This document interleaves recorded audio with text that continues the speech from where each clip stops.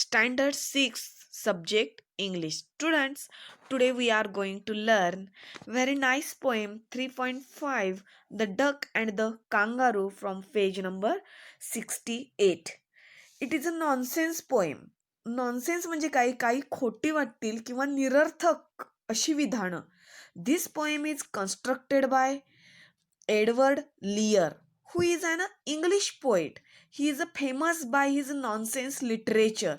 तो फक्त त्याच्या नॉनसेन्स लिटरेचर म्हणजेच हास्यास्पद खोट्या वाटतील अशी विधानं त्यामध्ये इन्क्लूड केलेली असतात आणि त्यासाठी तो फेमस आहे. आणि या पोएममध्ये डक आणि कांगारू यांच्यातील संवाद हा नरेट केलेला आहे. म्हणजे यांच्यामधील संवाद आहे. मग कांगारू आणि डक केव्हा कधी बोलतील का? त्यामुळे अगदी या पोएमला नॉनसेन्स पोएम म्हणायचं. पहा, first stanza. Said the duck to the kangaroo, good gracious how you hop over the fields and the water too, as if you never would stop. Here, a new word, good gracious. Good gracious means here an explanation word used to show the surprise or other strong feeling. इथं अगदी surprise किंवा तुमच्या strong feeling दाखवण्यासाठी good gracious हा word आश्चर्य तीव्र भावना व्यक्त करण्यासाठी हे काढलेले एक उद्गार आहे. Good gracious. Said the duck to the kangaroo.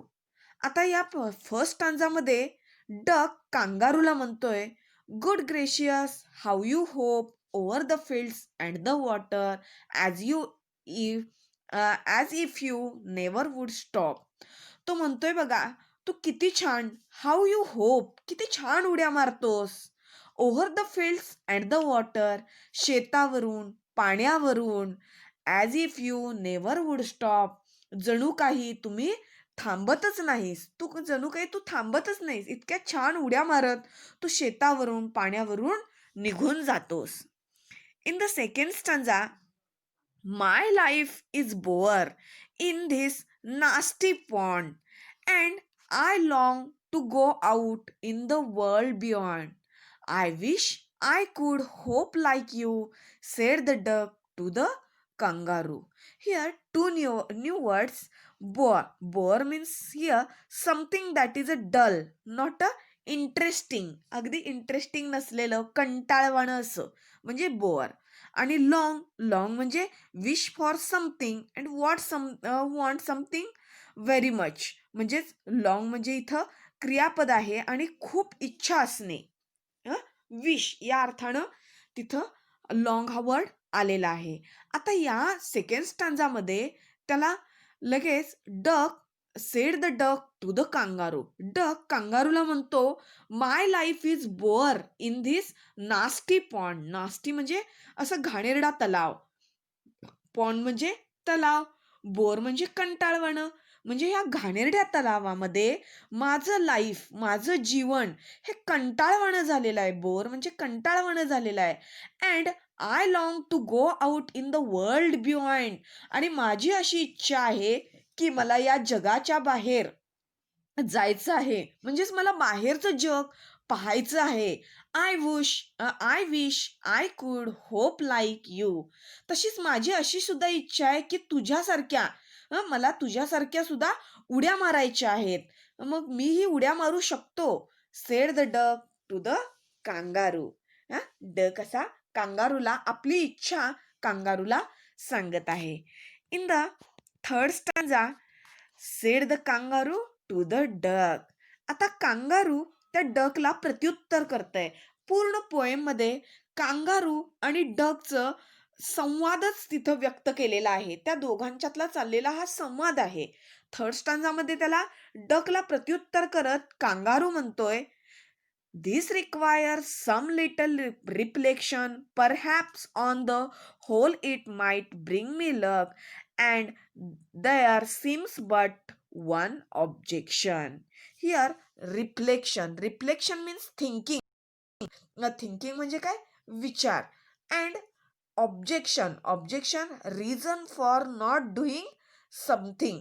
म्हणजे आपण म्हणतो ना, माझं एक ऑब्जेक्शन आहे म्हणजेच आक्षेप आहे. आणि रिफ्लेक्शन म्हणजे काय, थिंकिंग म्हणजेच विचार, मनन. तर थर्ड स्टांजामध्ये कांगारू डकला म्हणतो, this requires some little reflection.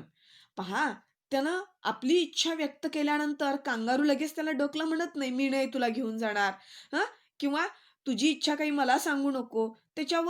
त्यासाठी थोडं चिंतन, विचार करण्याची गरज आहे. आणि कदाचित माझ्या सुदैवाने हे पूर्ण होईल, परंतु इथं तुझी इच्छा पूर्ण होण्यासाठी एक ऑब्जेक्शन आहे. म्हणजेच एक कारण आहे. ऑब्जेक्शन म्हणजे reason for not doing something. मी तुला हे करू शकलो असतो. मी तुझा म्हणजे तुला म्हणजे होपिंग शिकवू शकलो असतो. पण यामध्ये एक ऑब्जेक्शन आहे. ऑब्जेक्शन म्हणजे एक कारण आहे. In the next stanza, which is, if you will let me speak so bold, your feet are unpleasantly wet and cold, and would probably give me the rheumatis, said the kangaroo. Kangaroo त्याच्यावर पहिल्यांदा which is duck म्हणतो, मग कोणती अडचण आहे तुला मला घेऊन जाण्याची. If you will let me speak so bold. अरे थांब, तू मला बोलून तरी देशील. हा, मी सांगतो तरी थांब ना. Your feet are unpleasantly wet and cold. तुझे जे पाय आहेत ते पाय काशे आहेत, वेट वेट म्हणजे ओले, अँड कोल्ड कोल्ड म्हणजे थंड. ओले आणि थंड आहेत. बघा, बदक सतत पाण्यात राहत असल्यामुळे त्याचे पाय अति सगळे सतत ओले पण असतात आणि अगदी थंड असतात. आणि त्यामुळे तुझे पाय ओले आणि थंड आहेत. त्यामुळे मला and would probably give me the rheumatiz. Rheumatiz म्हणजे काय बघा इथे, the poet's funny way to saying a rheumatism which is a disease. हा एक प्रकारचा डिसीज आहे. म्हणजेच आपण सांधेदुखी वगैरे म्हणतो त्या पद्धतीचा हा एक आजार आहे.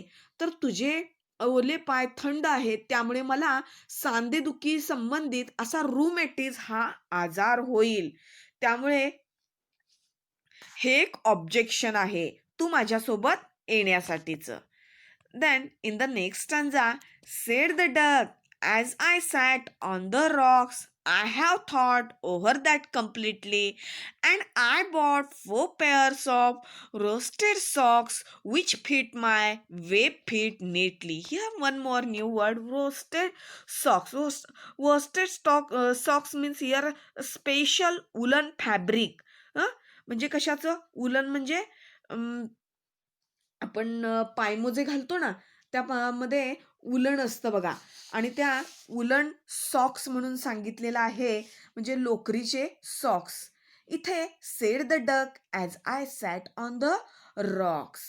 त्याच्यावर लगेच डक ही प्रत्युत्तर करतो आणि तो म्हणतो, जेव्हा मी त्या खडकावर बसलो होतो तेव्हा मी एक विचार केलाय. As I sat on the rocks, I thought म्हणजे इथं थिंकचा भूतकाळ, थिंक म्हणजे विचार करणे. आणि तेव्हा मी एक विचार केला होता, over that completely I bought 4 pairs of roasted socks. मग त्याच्यावर विचार केल्यावर मी त्यासाठी लोकरीचे 4 पायमोजाचे जोड विकत आणले. Which fit my web fit neatly. आणि ते लोकरीचे सॉक्स की जेणेकरून माझ्या या पडद्यांच्या पायावर अगदी व्यवस्थित बसतील असे मी सॉक्स आणलेले आहेत. In the next stanza, said the kangaroo, I am ready, all in the moonlight pale, but to balance me well, dear duck, sit steady and quiet at the end of my tail. त्याच्यावर लगेच kangaroo आणि duck मध्ये किती friendship आहे बघा. Kangaroo लगेच ready झाला. त्याच्यावर त्यानं लगेच त्या ऑब्जेक्शनला पर्याय शोधून काढलेला आहे डकनं. आणि त्याच्यावर लगेच कांगारू म्हणतोय, मी तयार आहे. केव्हा तयार आहे? ऑल इन द मूनलाईट पेल.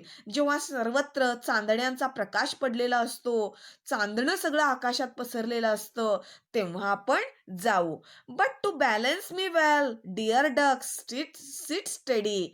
पण प्रिय बदकराव, एक लक्षात ठेवा की मला समतोल साधण्यासाठी तुम्ही काय करा, स्थिर बसा and quiet at end of the my tail. स्थिर बसा आणि तेही माझ्या शेपटीच्या अगदी शेवटी, की जेणेकरून मला बॅलन्स होईल उड्या मारण्यासाठी. जर असं कुठेही बसलं तरी मला तो बॅलन्स होणार नाही. शेपटीच्या शेवटी बसल्यावर मला बॅलन्स होईल. त्यामुळे आपण चांदण्या रात्री जाऊया, पण तू मात्र मला बॅलन्स होण्यासाठी स्थिर बैस आणि शेपटीच्या शेवटी बैस. In the last stanza, so away they went with a hope and a bound, and they hoped the whole world 3 times round. And who so happy, oh who, as the duck and the kangaroo. पहा, म्हणून लहान मोठ्या उड्या मारत away they went with hop and bound. Here bound means a big jump. अगदी मोठमोठ्या उड्या मारत दोघेही निघून जातात. And they hop the whole world 3 times round. आणि तेच उड्या मारत मारत ते एकमेकांच्या मदतीनं खूप दूर जातात आणि उड्या मारत ते संपूर्ण जगाभोवती 3 वेढे मारतात, 3 राऊंड मारतात. आणि त्यामध्ये विचारलेलं आहे, आपला पोएट विचारतोय, अँड हू सो हॅपी. त्या दोघांच्या मध्ये कोण आनंदी आहे बरं? Oh who, as the duck and the kangaroo. Duck आनंदी आहे का कांगारू आनंदी आहे? तर दोघांनाही खूप आनंद झालेला आहे. I hope you understand, you understood it very well. Thank you.